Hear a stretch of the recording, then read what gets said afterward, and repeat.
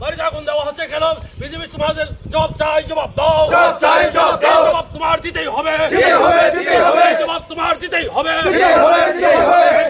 জিন্দাবাদ, জিন্দাবাদ, জিন্দাবাদ। জিন্দাবাদ, জিন্দাবাদ, জিন্দাবাদ। নারায়ণ নওশাদের বাড়ি আক্রমণ করে আন্দোলন খায় যায় না, যাবে না, যায় না, যাবে না। নারায়ণ নওশাদের বাড়ি আক্রমণ করে আন্দোলন খায় যায় না, যাবে না, যায় না, যাবে না। নারায়ণ নওশাদের আবার ধ্বংস করে আন্দোলন খায় যায় না, যাবে না, যায় না, যাবে না।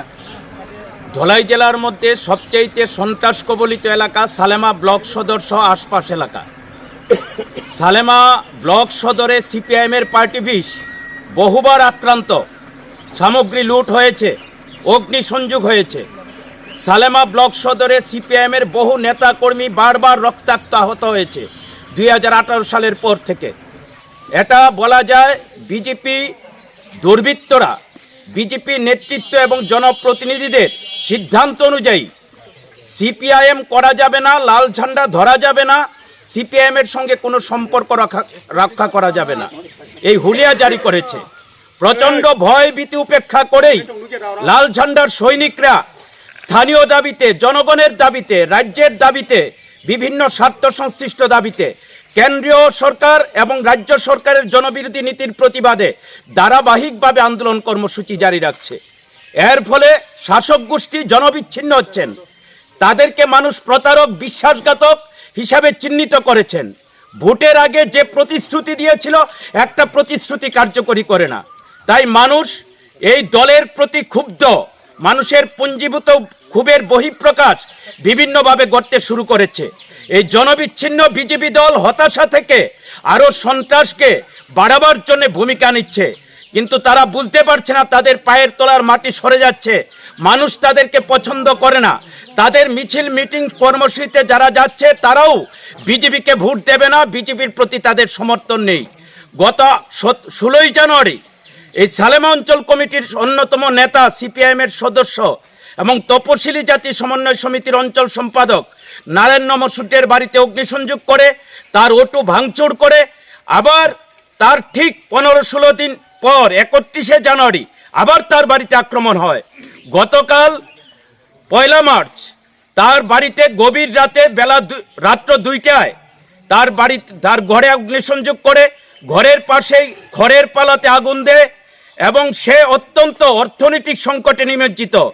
ঋণ করে সেখানে টাকা সংগ্রহ করে কিছু তার জায়গা ছিল, টিলা জায়গা, এখানে 300 রাবার চারা লাগিয়েছেন। এই চারাগুলিকে সবগুলিকে কেটে শেষ করে দেওয়া হয়েছে। কিছু অল্প গাছ ছিল, পুরনো গাছ, এখানে আগুন দিয়ে দেওয়া হয়েছে। এই যে বর্বরতা, বিজেপি করুক, কংগ্রেস করুক, বামফ্রন্ট আমলে রাবার বাগানের শুরু হয়। নৃপেন চক্রবর্তী, দশরথ দেববর্মার হাত ধরে ত্রিপুরার গভীর জঙ্গল পরিষ্কার করে রাবার বাগানের কাজ শুরু হয়। আজকে ত্রিপুরার বিজেপি জোট সরকারের 8 বছরের অপশাসনে সীমাহীন দ্রব্যমূল্য বৃদ্ধি, দারিদ্রতা, বেকারত্ব যখন কুড়ে কুড়ে খাচ্ছে গোটা রাজ্যকে, তখন সন্তান বিক্রি হচ্ছে, অভাবের যন্ত্রণায় মানুষ হতাশাগ্রস্ত। এই সময়ে রাবার অর্থনীতি ত্রিপুরাকে টিকিয়ে রেখেছে। এটা বামফ্রন্ট সরকারের সাফল্য। বামফ্রন্ট আমলে বহু বিরোধী দলের নেতা, বিরোধী দলের কর্মী, সমর্থক রাবার বাগান করেছেন, একটা বাগানে আগুন দেওয়া হয়নি, রাবার বাগান কেটে ফেলে দেওয়া হয়নি। ত্রিপুরার উন্নয়নের ক্ষেত্রে একটা গুরুত্বপূর্ণ ভূমিকা ছিল। তখন গণতন্ত্র ছিল, মানুষ স্বাধীনভাবে তার কাজ করতে পারত, স্বাধীনভাবে ভোটে অংশগ্রহণ করতে পারত, স্বাধীনভাবে রাজনৈতিক কর্মকাণ্ডে অংশগ্রহণ করতে পারত, সরকার বিরোধী আলোচনা করতে পারত। এখন সরকার বিরোধী আলোচনা করা যাবে না, কোনো আন্দোলন কর্মসূচি গ্রহণ করা যাবে না। এই আন্দোলনের মধ্যে লাল ঝান্ডার সৈনিক হিসাবে অনেকের মধ্যে নারায়ণ নমসূদ্র অন্যতম। তাই নারায়ণ নমসূদ্রকে বারবার টার্গেট করা হচ্ছে।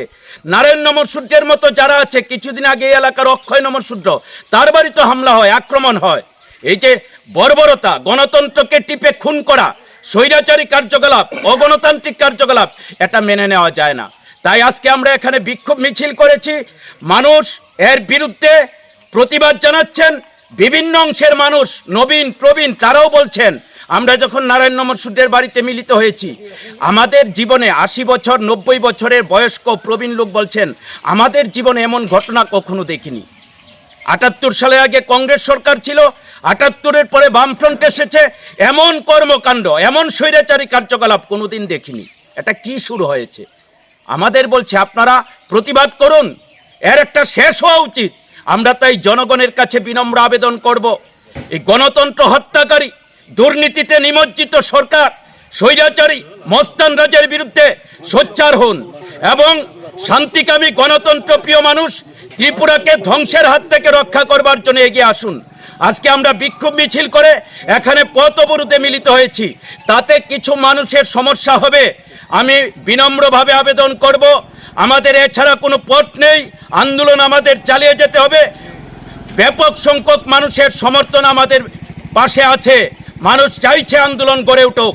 তাই এই পথ অবরোধ কর্মসূচির জন্য যারা একটু ক্ষতিগ্রস্ত হয়েছেন, সময় একটু নষ্ট হয়েছে, তাদের প্রতি দুঃখ প্রকাশ করে আমাদের এই আন্দোলনকে সমর্থন করবার জন্যে, নৈতিক দিক থেকে সংহতি জানানোর জন্যে আবেদন রেখে আমি আমার কথা বলা শেষ করলাম।